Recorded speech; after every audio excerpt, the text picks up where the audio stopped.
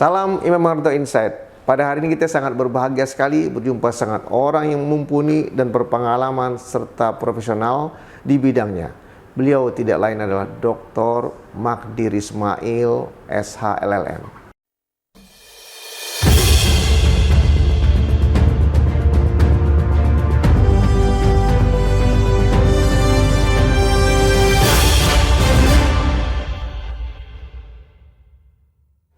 Jadi kita sangat beruntung sekali pada hari ini berkesempatan berjumpa dengan beliau. Kita akan bicara banyak mengenai negara, bangsa, generasi muda dan keadilan. Ya, inilah kita sambut dulu beliau ya. Terima kasih. Selamat datang Pak Magdir Ismail. Apa kabar? Alhamdulillah sehat. Alhamdulillah. Ya. Kita beruntung sekali ya bisa bertemu beliau ya. Nah ini beliau punya banyak wawasan, pandangan tentang kehidupan ini, dapat pelajaran buat kita, terutama buat Anda yang ingin mengembangkan keterampilan soft skill Anda dan growth mindset Anda. Karena beliau adalah orang yang ahli di bidang keadilan lah. Setidak-tidaknya beliau adalah profesional lawyer yang punya nama di Indonesia, yang ternama lah kalau bilang begitu ya. Baik, kita sambut demikian Pak Magdir Ismail. Kita mulai aja ya, boleh sebincang-bincang kita hari ini. Dan saya ingin tahu sejak awal, sejak kecil lah, Pak Magdir Ismail ini dilahirkan di Batu Raja ya, kalau nggak salah. Betul. Nah kurang lebih cukup lama lah, mungkin umurnya cukup lumayan lah ya, sekitar ya hampir 70. Tahun ini saya 70. 70 tahun sekarang bahkan. Nah, ini dan beliau sekolah di apa namanya SD, SMP, SMA di sana ya. Ya. Nah, kemudian saya sejak SMA di Jogja. Sejak pindah SMA di Jogja ya. SMA. Nah, terus setelah Jogja pindah sekolah ke apa namanya UI ya, S1-nya Fakultas Hukum. mengambil gelar SH di UI. Kemudian mengambil gelar LLM-nya di UA ya, University Western Australia. Betul, di Perth ya. Di Perth. Saya pernah ke sana juga jalan-jalan waktu itu kunjungan. Kemudian ambil S3-nya di UI, Universitas Indonesia. Betul. Nah, beliau ini sangat profesional di bidangnya. Nah, ini ingin tahu Pak Magdir, apa sih yang menyebabkan Bapak terpanggil untuk menjadi seorang lawyer sejak awal? Silakan. Saya ini saya nggak tahu ya apakah ini mau disebut kecelakaan atau apa gitu loh ya. Tetapi yang pasti begini, ketika zaman mahasiswa, saya termasuk sebagai salah seorang pengurus Dewan Mahasiswa di Universitas Islam Indonesia. Oh, di Dewan Mahasiswa ya? Di Dewan Mahasiswa tahun 76, tahun 77 kan begitu banyak protes kita terhadap pemerintah. Yes, betul.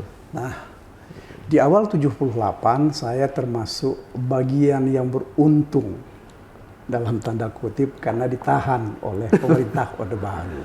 Ya, gerakan mahasiswa waktu karena itu. Karena gerakan-gerakan mahasiswa ini. Saya pertama ditahan itu mulai Januari.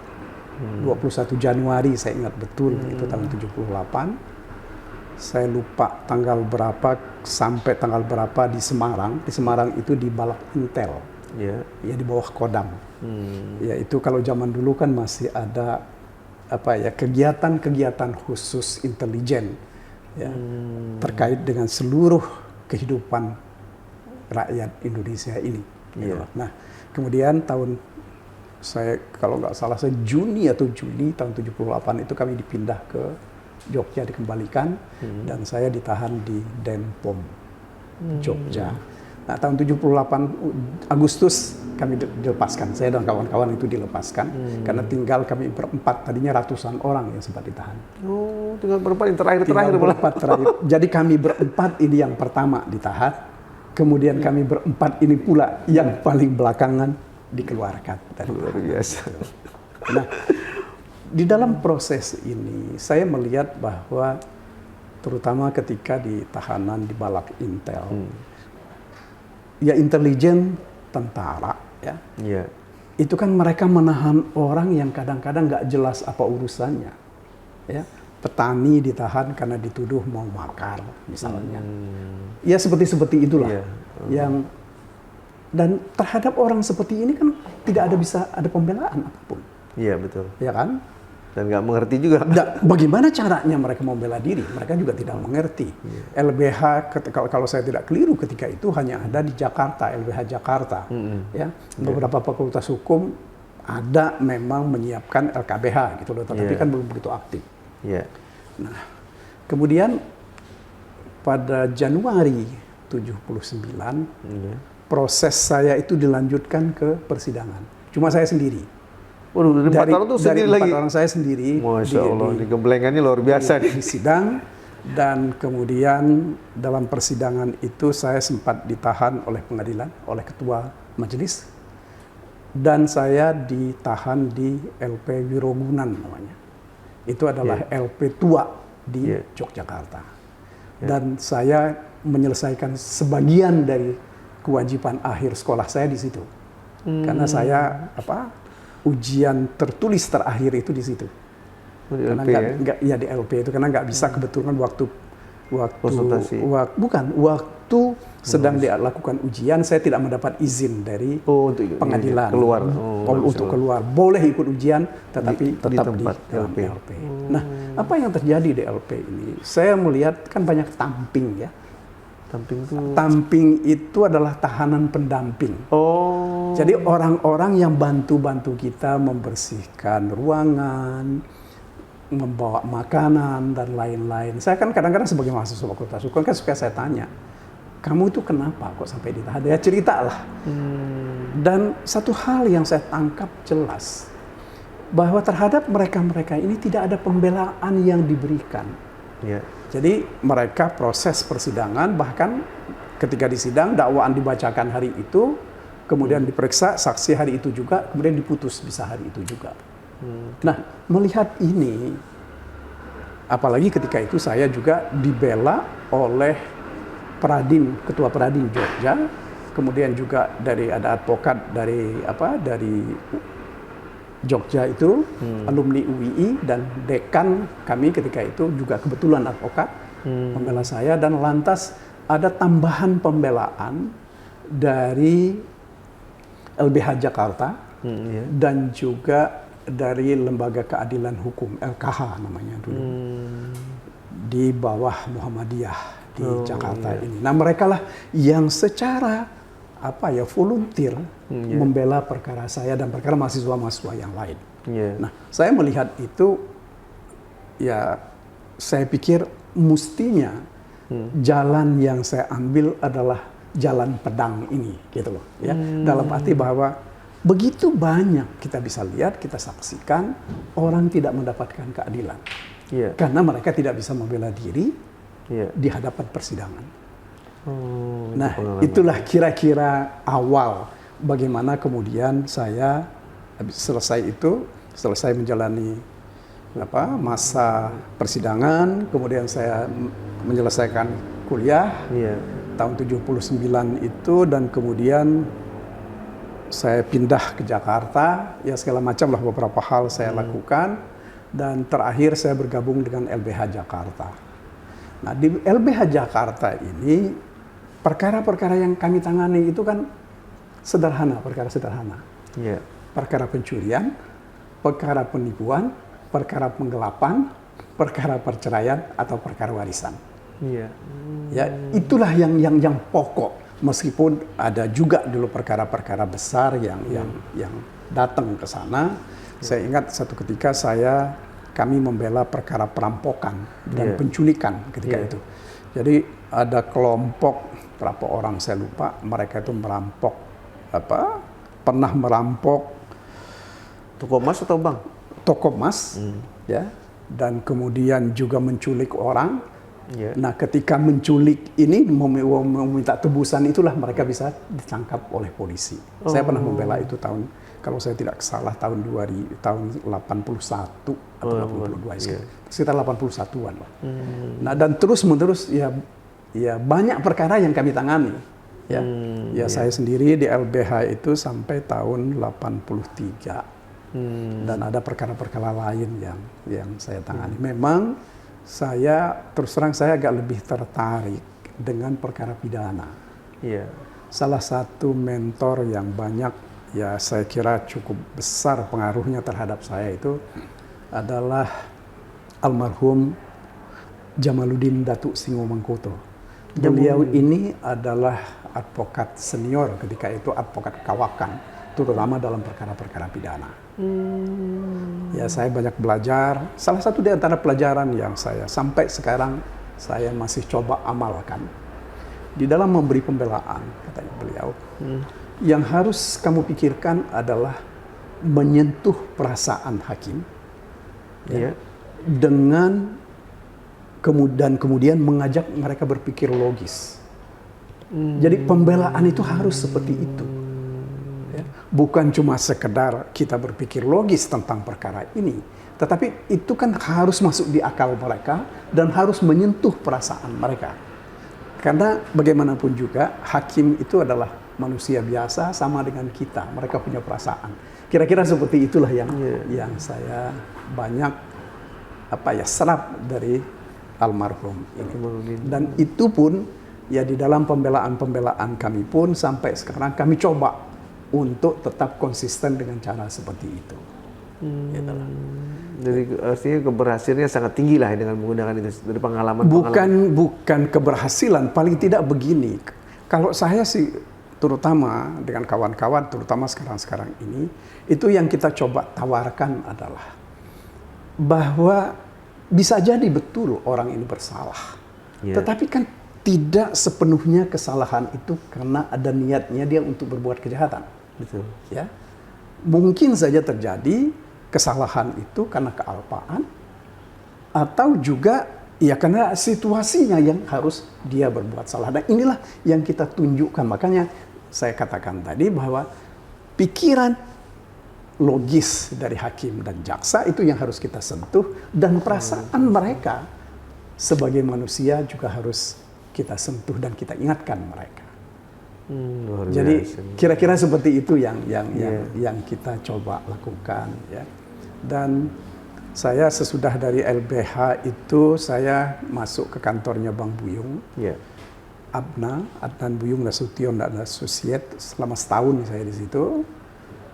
Karena ketika itu Bang Buyung pergi ke Belanda pada tahun 84, saya mundur dari kantor itu, saya gabung dengan beberapa orang teman, kami bikin kantor, ya pokoknya kecil-kecilan, yang penting kita mencoba mandiri. Nah, salah seorang teman saya jadi dari LBH juga, almarhum Iwan Pratiwi Setiawan. Nah, terus kita berjalan sampai tahun berapa ya, 94 atau 94-an lah. Dari tahun dia pokoknya perkara-perkara apa saja yang mungkin kita tangani. Tapi satu hal yang kami tidak berani lakukan adalah main mata atau kong kali kong dengan aparat penegak hukum. Karena buat saya sendiri ini sesuatu yang harus harus kita pertahankan. Sebab bagaimanapun juga nilai kita di mata orang adalah ketika kita berbuat baik dan berbuat jujur. Ya. Memenangkan perkara itu memang perlu. Tetapi memenangkan perkara dengan cara yang baik dan jujur itu lebih perlu. Ya. Jadi bukan dengan cara-cara yang buruk, mempengaruhi orang dengan janji-janji dan lain-lain seperti itu. Itu yang sampai sekarang saya di kantor ini, itu yang saya minta betul kepada kawan-kawan di kantor ini. Ini yang harus kita pertahankan. Karena misalnya kita membela perkara korupsi. Kita tidak boleh menunjukkan ada sikap koruptif di dalam penanganan perkara ini. Sebab kalau kita tunjukkan sikap koruptif, kita bukan menegakkan hukum, tetapi justru kita membenarkan sikap-sikap koruptif ini. Ya. Jadi sehingga saya terus terang begini, saya itu termasuk suka mikir yang saya nggak tahu ya apakah menurut teman-teman kadang-kadang kejauhan mikirnya. Salah satu contoh begini, ketika tahun 2012 saya dengan teman-teman kami membela perkaranya Chevron.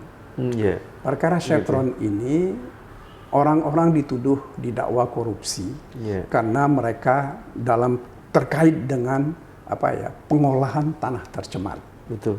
Uang yang digunakan masih uangnya Chevron. Belum dilakukan penagihan, cost recovery terhadap pemerintah. Nah, ketika ini orang didakwa, kemudian ditahan, kemudian ditetapkan sebagai tersangka melanggar pasal 2 ayat 1 atau pasal 3, sementara belum ada kerugian keuangan negaranya.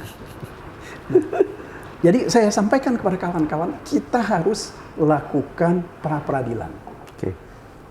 Perkara yang kami tangani ketika itu bersama kantornya Bang Mulya Lubis dan ada satu lagi kawan Dasril Apandi.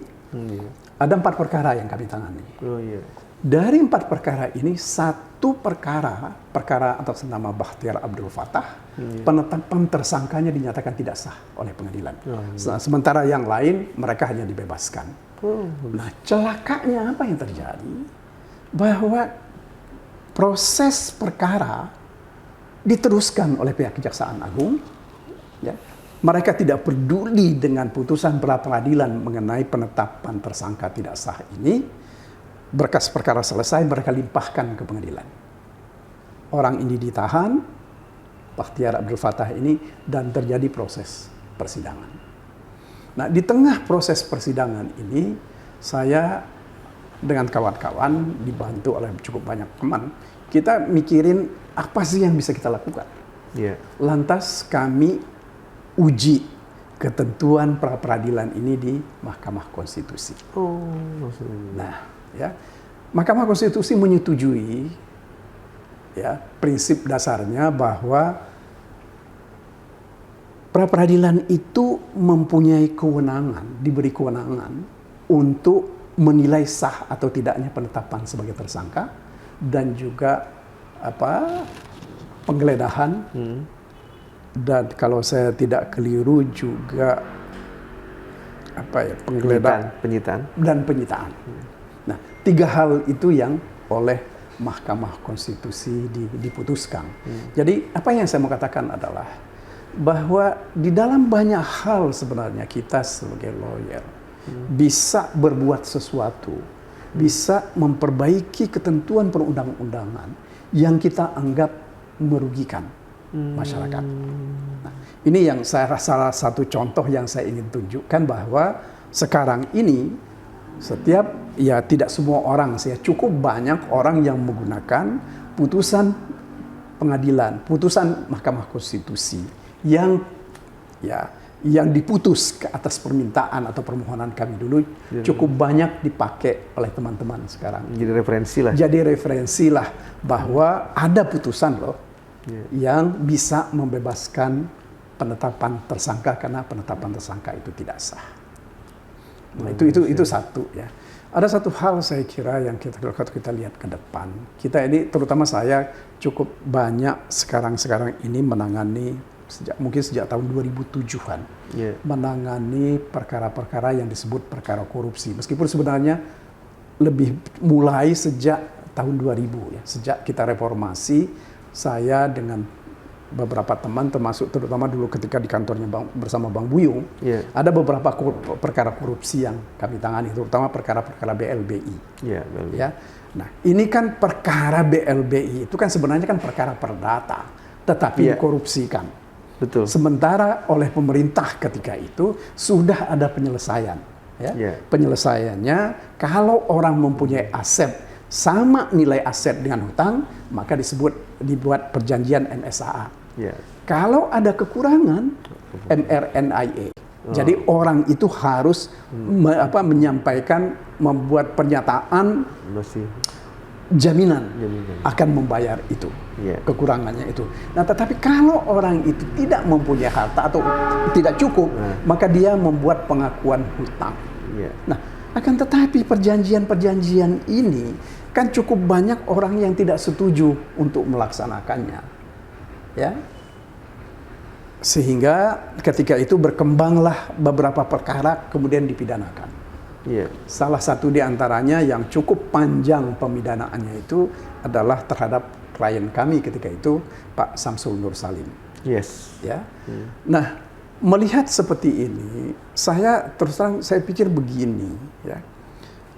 Ada satu perdebatan dulu kalau saya tidak keliru dengan salah seorang petinggi ekonomi kita, Pak Kwik Kan-gi. Beliau mempersalahkan kami yang membela perkara BLBI ini. Saya sanggah beliau begini. Dalam hal BLBI ini, pemerintah sudah mengambil kebijakan politik. penyelesaiannya melalui perdata.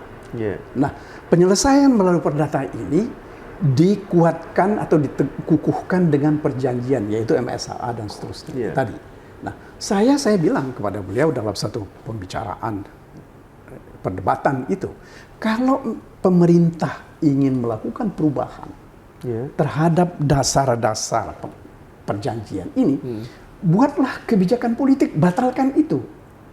Kebijakan politik itu batalkan, sehingga ini jadi perkara pidana. Karena bagaimanapun juga salah satu argumen yang saya sampaikan ketika itu, pemerintahan dari Presiden Habibie ke Presiden Gus Dur itu kan terjadi secara normal, terjadi secara demokratis. Jadi seluruh kebijakan pemerintah ketika itu ya harus diikuti, atau kalau tidak mereka tidak ikuti, mereka batalkan. Nah, jadi kembali ke urusan ini, ya, saya ingin katakan begini, sebenarnya kita ini, terutama dalam kaitannya dengan perkara korupsi, kita ini menurut saya sudah cukup berlebihan. Ya. Dalam arti begini, bahwa kita tidak menganut atau tidak mau ingat atau tidak mau tahu, asas pokok dalam hukum pidana itu adalah ultimum remedium. Ya. Bahwa pidana itu bagian terakhir. Selesaikan dulu segala masalah dengan cara perdata atau dengan cara apa. Tidak semua dipidanakan. Nah, salah satu pikiran yang yang saya dapat itu adalah dari ada beberapa artikel yang ditulis oleh orang Belanda, J.P. Tak namanya kalau saya tidak keliru. Dia ini menulis bahwa di Belanda itu sejak tahun 83 mereka punya undang-undang yang mereka sebut Financial Penalties Act. Nah, dalam undang-undang ini seorang yang dianggap atau diduga melakukan perbuatan pidana, dia dapat meminta kepada jaksa agar supaya dihadapkan kepada hakim. Dia tidak perlu diadili, tetapi dia cukup dihukum untuk membayar denda. Nah, ini kan lebih terhormat sebenarnya. Ya. Nah, saya sih berkali-kali dalam banyak kesempatan selalu saya kemukakan persoalan ini. Meskipun ada tantangan dari beberapa orang kawan, seolah-olah yang bisa membayar itu hanya orang kaya. Ya. Tetapi kalau menurut hemat saya, itu yang kita mesti lihat ke depan. Kita ini, di mana sih penjara kita yang tidak penuh? Semua penuh. Semua penuh. Rumah tahanan mana yang tidak penuh? Semua penuh. Kenapa? Karena kita punya kecenderungan untuk balas dendam terhadap kejahatan-kejahatan yang dilakukan oleh orang. Seolah-olah halal darah orang kalau melakukan kejahatan. Saya kira ini yang barangkali, ya saya nggak tahu teman-teman di universitas atau terutama di Fakultas Hukum, karena kita masih KUHAP, kita ini kan belum ada. Mungkin ini yang perlu kita pikirkan. Jadi sudah 4 presiden atau berapa presiden? Sudahlah, itu terlepas dari berapa presidennya pun. Tetapi saya kira ini yang harus kita pikirkan ke depan. Bagaimana kita membuat hukum acara pidana yang membatasi kewenangan-kewenangan untuk memasukkan orang dalam tahanan. Ya, karena ya kita harus jujur mengatakan bahwa kewenangan penahanan itu bisa dinegosiasi. Prakteknya seperti itu. Ya. Orang mau ditahan bisa membayar. Orang tidak mau ditahan bisa membayar. Atau orang mau memasukkan orang dalam tahanan, dia bisa membayar. Jadi ketidakadilan itu bisa dibayar. Ya, sama dengan keadilan juga bisa dibayar. Kan celaka kita ini kalau kita melembagakan ketidakadilan bisa dibayar. Saya punya pengalaman yang mungkin nggak perlu diceritakan, yang tidak sepatutnya itu terjadi, orang ditahan. Karena kita tahu dan ya kita bisa merasakan bahwa perkara itu nggak sepatutnya seperti itu. Perkara perdata dipidanakan, yang menurut saya hal-hal seperti ini yang harusnya nanti di dalam hukum acara kita ke depan itu mesti dibatasi kewenangan-kewenangan ini. Iya. Ada hal lagi yang saya kira yang juga mesti kita pikirkan. Saya melontarkan satu gagasan di dalam seminar 3 bulanan yang lalu di UII Iya. mengenai hukum acara pidana di dalam undang-undang tertentu. Oke. Ya, kalau saya bilang mestinya tidak ada lagi itu. Ya, hukum acara itu kita harus buat satu, yaitu KUHP. Iya. Ya, undang-undang itu tidak boleh membuat hukum acara sendiri, hukum acara pidana sendiri untuk mempidanakan orang. Iya. Ya, misalnya kalau kementerian-kementerian ya mempunyai ketentuan undang-undang, ada perbuatan pidana, ya harusnya polisi yang menyelesaikan itu, bukan PPNS. Iya, iya. PPNS itu silahkan mereka tetap ada, tetapi mereka adalah penasehat ahli ya untuk masalah itu. Jadi bukan mereka yang melakukan penyidikan. Iya, iya. Nah ini saya kira yang bisa kita pikirkan secara bersama ke depan. Bagus. Itu yang pertama. Kemudian yang kedua mengenai restoratif justice. Iya, Ya, ya. ini juga harusnya sudah kita pikirkan betul. Jangan dibatasi seperti sekarang ini, ya, Iya. oleh peraturan Kapolri, oleh peraturan jaksa, Iya. jaksa agung, kemudian oleh Perma. Iya. Itu kan nilainya cuma 2 juta atau berapa juta. Betul. Untuk apa? Itu loh. Jadi mestinya kalau memang orang itu mempunyai kesanggupan untuk membayar, Iya. ya, membayar kepada korban dan juga Iya. membayar kepada negara, kenapa tidak? Ya berikan saja, serahkan saja. Tidak perlu orang itu diadili. Sebab menurut saya kalau orang itu berada di luar tahanan, lebih banyak orang itu bisa berbuat. Yes. Coba bayangkan di Sukamiskin, Iya. cukup banyak orang-orang pintar Yes. yang ditahan karena dugaan macam-macam, korupsi lah segala macam. Apa yang mereka lakukan? Iya. Gak ada. Iya. Selain cuma merenung, mungkin Yes. menyesali kesalahan. Tetapi kalau seandainya kita coba bisa lihat misalnya kan kalau di beberapa negara kan kita lihat mereka kan ada, meskipun di KUHP kita yang baru kan ada hukuman sosial. Iya. Ya. Kalau orang-orang seperti ini, profesor-profesor atau doktor-doktor itu disuruhnya mengajar aja kemana kok? Iya, betul. Kenapa tidak? Bermanfaat, jauh Lebih bermanfaat. Mereka tidak tidak dipermalukan, tidak dikungkung di situ, sehingga kreativitas mereka bisa berkembang lebih baik. Bahkan dengan pengalaman mereka diadili, Iya. itu akan jauh lebih baik mungkin bagaimana mereka berbuat untuk kepentingan orang banyak. Nah, jadi saya kira begini. Ini yang mesti kita pikirkan ke depan ini. Iya. Mengurangi orang untuk dipidana. Setuju. Kemudian selain itu, saya termasuk orang yang lebih setuju penyidikan itu hanya dilakukan oleh polisi. Iya. Ya. Kalaupun misalnya KPK masih tetap ada, tugas KPK itu hanya melakukan penyidikan. Iya. Penuntutan serahkan semua kepada Kejaksaan Agung. Iya. Ya. Kan sistem peradilan yang benar karena ada check and balances di dalam penyidikan itu kan seperti itu. Yes. Ya, kalau dilakukan oleh penyidik terpisah, ya, Iya. dengan penuntut terpisah. Betul.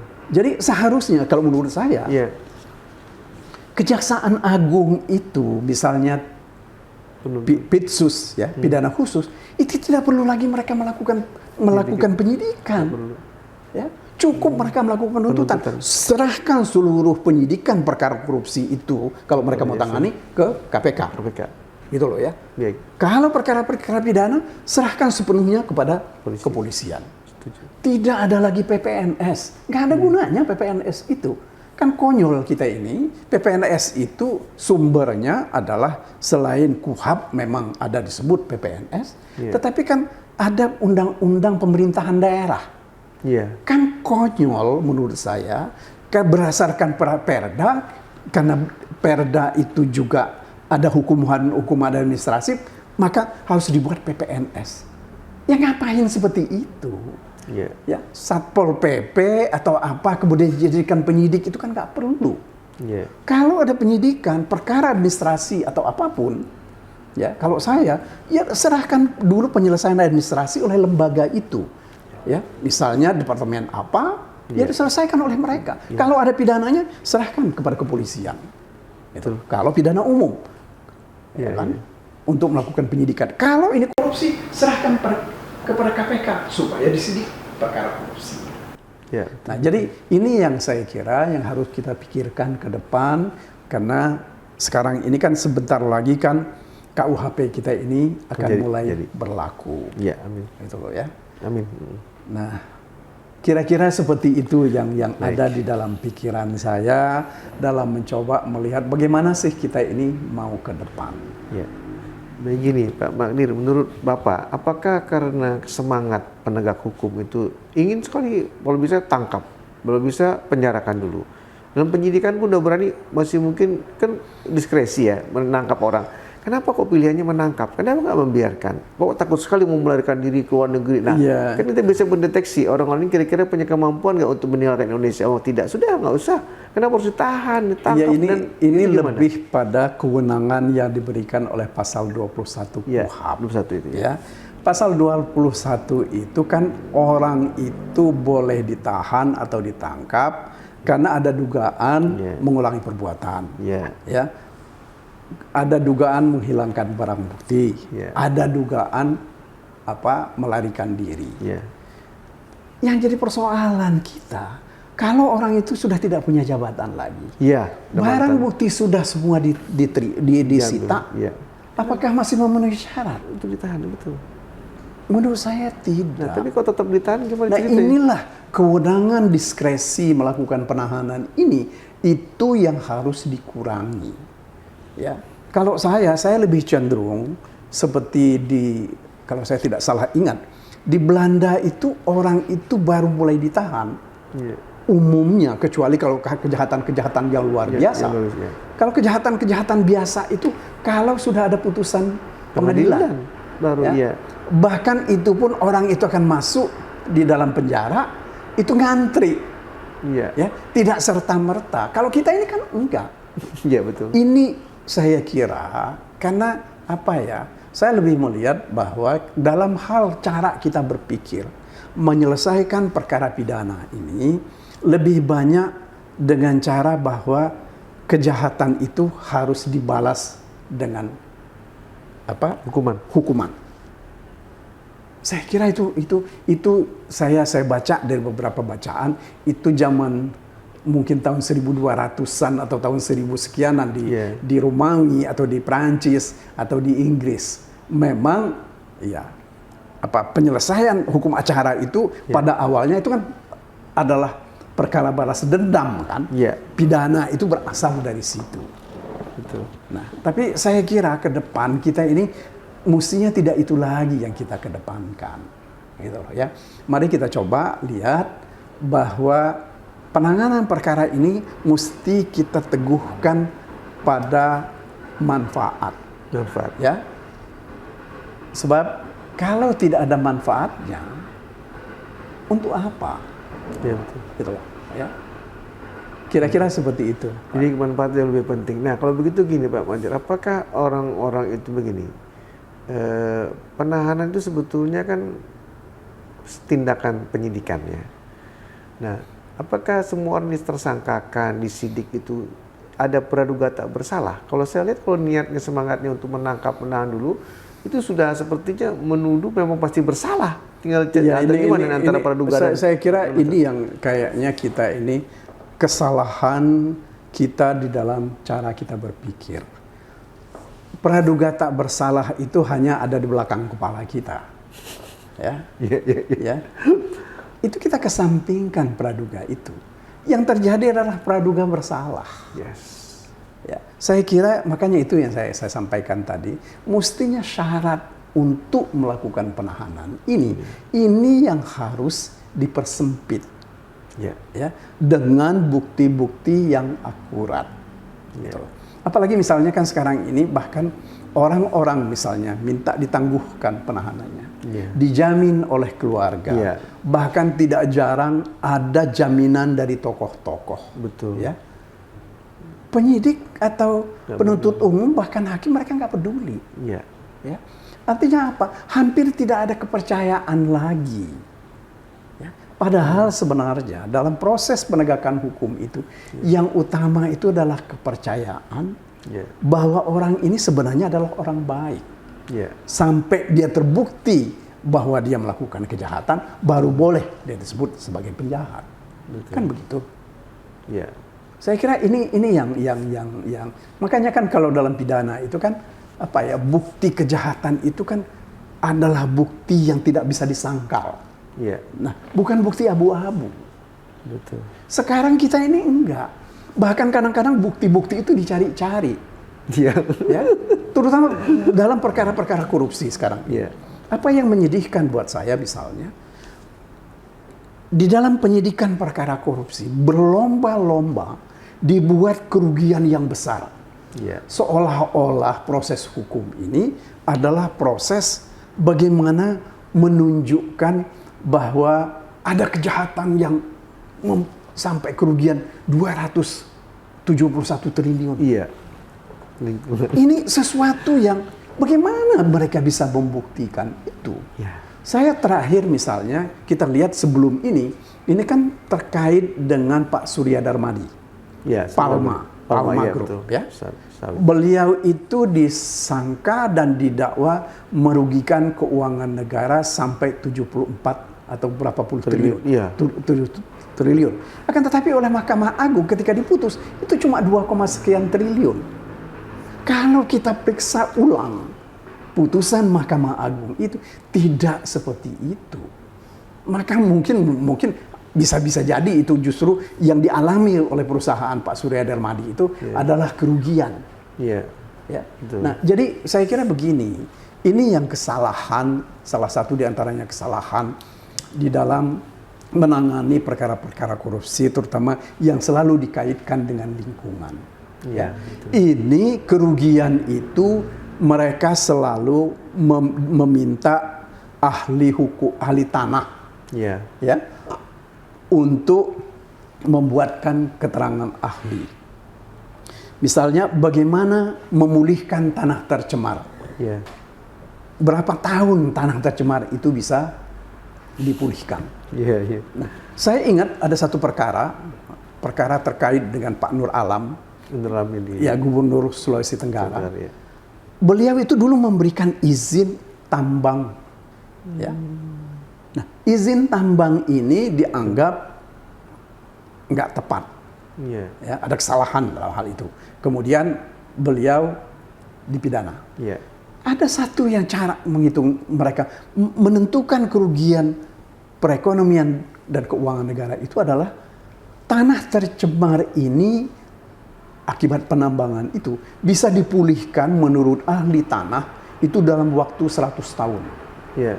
Nah, setiap tahun biaya yang perlu dibutuhkan untuk memulihkan tanah ini dinilai berapa. Jadi 100 tahun itulah nilai kerugian perekonomian negara. Itu kan nggak masuk di akal. Tapi ternyata itu jadi apa? Alat bukti yang diajukan sebagai dakwaan.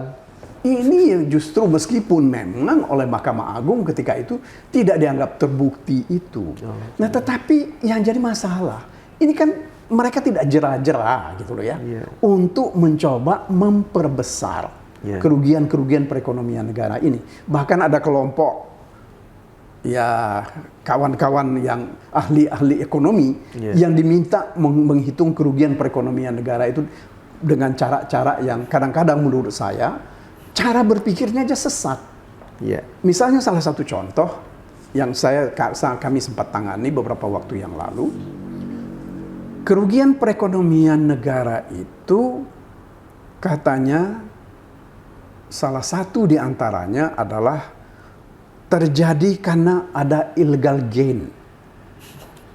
Nah, dasar berpikirnya tentang illegal gain ini, saya ingat ada beberapa paper yang ditulis oleh beberapa orang di Amerika yang disebut ahli-ahli hukum ekonomi tahun 68-an yang kemudian tahun 2000-an sekian baru muncul illegal gain itu.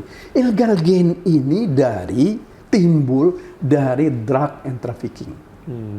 Bagaimana kalau dari usaha yang normal, pemerintah ngambil pajak dari situ, apakah kegiatan itu bisa disebut sebagai ilegal? Dan apakah keuntungan perusahaan itu adalah sebagai illegal gain? Kan mestinya tidak.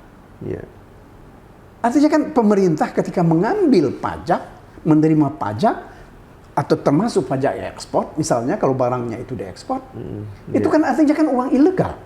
Keuntungan yang ilegal. Nah ini saya kira yang cara-cara menghitung kerugian dengan cara seperti ini, itu harus dihentikan. Itu loh. Jadi perlombaan membesarkan nilai kerugian ini yang harus dihentikan. Di samping itu apakah betul karena apa namanya penjara penuh, terutama kayak tipikor itu kan karena pengertian atau statement di undang-undang itu diperluas. Iya inilah tafsir kita terhadap undang-undang, khususnya undang-undang tipikor. Ya, karena pasal 2 ayat 1 atau pasal 3 undang-undang tipikor kita itu seharusnya orang bisa kena pasal ini diberi syarat, ya, menguntungkan diri sendiri atau orang lain atau korporasi itu karena ada suap menyuap. Nah, jangan sampai karena orang melakukan kebijakan bisnis atau business judgment rule yang mereka lakukan terjadi kerugian, mereka dipidana. Ini nggak benar. Sebab orang ketika sudah diminta jadi pimpinan satu lembaga atau misalnya perseroan atau BUMN, sepanjang mereka melakukan kegiatan itu dengan itikat baik, mestinya mereka tidak boleh dipidanakan, kecuali kalau bisa dibuktikan ada itikat tidak baiknya. Saya kira ya kita bisa lihat misalnya di Inggris itu kan mereka ada plea bargain, Ada satu perusahaan, ada satu cerita yang saya baca beberapa waktu yang lalu yang membuat saya agak miris terkait dengan perkara Garuda. Ya, Pak Emir Satah itu kan diadili di sini dan dihukum berapa tahun? Saya nggak ingat. Kemudian beliau juga dikenain denda dan mesti mengembalikan kerugian berapa? Saya nggak begitu ikuti. Tetapi terkait dengan ini di Inggris itu mereka lakukan plea bargain. Orang itu membayar kepada negara. Karena ada pembayaran kepada negara ini, kalau saya tidak keliru, pemerintah Indonesia itu meminta bagian dari pembayaran itu, kan konyol. Saya nggak ngerti apakah karena mereka nggak mengerti hukum atau apa. Ya ini sesuatu kekonyolan yang tidak perlu dipelihara. Kan tidak sedikit ahli-ahli hukum kita yang paham betul hal-hal seperti itu. Betul. Bapak Madrin melihat sendiri banyak sekali orang pintar mungkin karena kesalahannya kecil sedikit tapi harus dipenjara juga, harus menderita. Padahal kita perlu mereka. Itu gimana pandangan Bapak? Saya kira begini, makanya kalau yang sayangnya kita kan punya undang-undang administrasi. Undang-undang nomor 40 tahun 2014 kan. Akan tetapi undang-undang administrasi ini dipatahkan oleh peraturan Mahkamah Agung. Yang antara lain, kalau saya tidak salah ingat, bahwa kalau masalah administrasi itu sudah dilakukan penyidikan, maka penyelesaian administrasi itu harus dikesampingkan. Nah, ini kan cara berpikir kita yang terbalik kan. Mestinya kan selesaikan dulu administrasinya. Benar nggak secara administratif orang ini salah? Ya. Makanya kan itu tadi kan yang saya katakan bahwa mesti dilihat dulu, ya. Ultimum remedium itu kan di situ, gitu. Ada nggak memang niat jahatnya orang ini? Ada nggak dia dapat keuntungan? Ada nggak dia terima suap? Ya kan? Nah jadi kembali ke pertanyaan itu tadi, mestinya itu yang dilihat. Kenapa tidak? Seperti saya sampaikan di awal tadi. Mestinya dalam KUHP kita besok itu salah satu klausul yang harusnya masuk di dalam KUHP itu kalau orang mau membayar kepada negara, ya silahkan jangan diproses pidananya. Gitu loh. Juga lucunya di Indonesia ini kadang-kadang secara perdata diselesaikan baik-baik, pidananya jalan terus juga. Nah, Apa urusannya? Saya juga bingung tuh. Nah, ini yang lebih konyol lagi, ya. Saya menemukan ada kasus yang orang meminta tolong kepada pihak kejaksaan untuk menyelesaikannya secara perdata, tetapi karena itu tidak bisa diselesaikan secara perdata, itu dijadikan perkara pidana. Nah, ini kan nggak bisa seperti itu.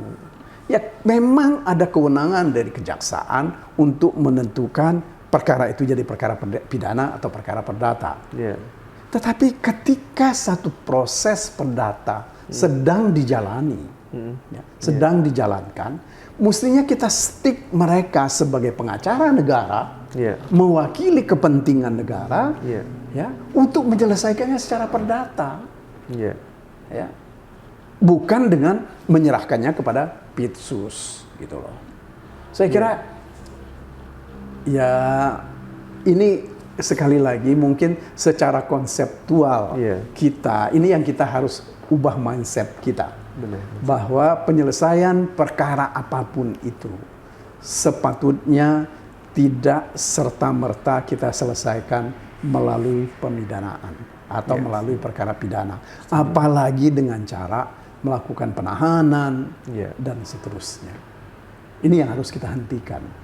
Berarti ini pengertian ini mulai dari perubahan masukan terhadap undang-undang, juga pembuatan undang-undang, perubahan undang-undang, juga para penegak hukum. Betul. Jadi makanya itu seperti saya katakan tadi, mumpung KUHP ini sedang di dalam pembicaraan, ya, inilah seluruh ketentuan-ketentuan proses hukum pidana itu harus jadi satu kesatuan di situ. Ya, kewenangan-kewenangan harus semua bersumber dari itu. Penyidikan-penyidikan dan penuntutan atau pengadilan harus sumbernya itu, bukan dari undang-undang parsial. Ya. Meskipun misalnya undang-undang lingkungan hidup membuat ketentuan pidana, ya mestinya enggak. Itu lebih pada perdata. Jadi kalau ada pidana serahkan pada kejaksaan atau kepada kepolisian. Ya, jadi saya sih berpikir penyidikan itu sekali lagi seperti saya katakan tadi, serahkan pada satu atap. Atap penyidikan khusus itu adalah di kepolisian. Tetapi kalau masih dianggap tetap perlu ada KPK untuk perkara-perkara korupsi, semuanya dilimpahkan kepada KPK. Dan penuntutannya diserahkan sepenuhnya kepada kejaksaan. Luar biasa di pembagiannya, checks and balances masing-masing lembaga berfungsi dengan karena tiga lembaga ini dan hakim ini kan bisa saling kontrol. Betul. Ya kan? Jangan sampai terjadi sekarang ini kan kita ini yang terjadi adalah kita terlalu banyak menjadikan perkara masalah itu menjadi perkara pidana. Overkriminalisasi kata salah seorang penulis Amerika. Perkriminalisasi. Satu lagi Pak Magdir, ini saya juga bingung kenapa ya hakim juga nggak berani memutus suatu hal yang berbeda dengan tuntutan. Kadang-kadang takut sekali, misalnya tuntutan sekian tiba-tiba bebas, nanti takut diselidik lah, dikayekan dan segala macam. Ini gimana ceritanya? Inilah saya kira karena ini terjadi karena akibat saling ketidakpercayaan. Akibat saling curiga bahwa segala hal itu selalu ada uangnya. Itu yang saya kira mesti kita hentikan. Mari kita saling percaya bahwa semua orang itu punya itikat baik dalam menegakkan hukum terutama. Kuncinya itu. Satu kata mungkin terakhir penutupnya, kira-kira pesan-pesan buat generasi muda ini gimana? Saya kira mereka mesti lebih banyak membuka diri, belajar dari prosedur-prosedur dan keadaan-keadaan di luar negeri. Kita ini tidak hidup dalam dalam batok kelapa yang terpisah dari yang lain. Sebab hukum kita ini mana sih yang mau kita sebut hukum yang bersumber atau berasal dari Indonesia? Nggak ada. Hukum kita ini kan lebih banyak kita adop dari Eropa kontinental. Betul. Ya, untuk ke depan itu yang harus kita ikuti perkembangan di tempat mereka. Ya. Perkembangan terutama untuk menegakkan dalam hal penegakan hak asasi. Ya. Karena bagi saya, ya, manusia itu di atas hukum. Ya. Hukum itu adalah sebagai alat mengatur Ya. dan menentukan mana yang salah dan mana yang benar. Baik. Meskipun di situ juga etika juga sangat penting. Ya. Ya. Karena kalau hukum tidak ada muatan etiknya, Ya. ya itu adalah sesuatu sesuatu yang sangat buruk. Ya. Kenapa? Karena ya semuanya adalah proses ujungnya adalah pidana. Baik. Baik, luar biasa. Demikian Pak Magdir Ismail, catatan saya sedikit saja bahwa dalam penegakan hukum itu diperlukan memperhatikan manfaatnya dan juga kejujuran. Karena itu modal Anda untuk tetap survive, berhasil dan punya harga diri dan martabat di masyarakat. Demikian pembicaraan kita dengan Bapak Dr. Magdir Ismail. Terima kasih Pak. Sampai jumpa lagi. Salam Immunity Insight. Terima kasih. Terima kasih.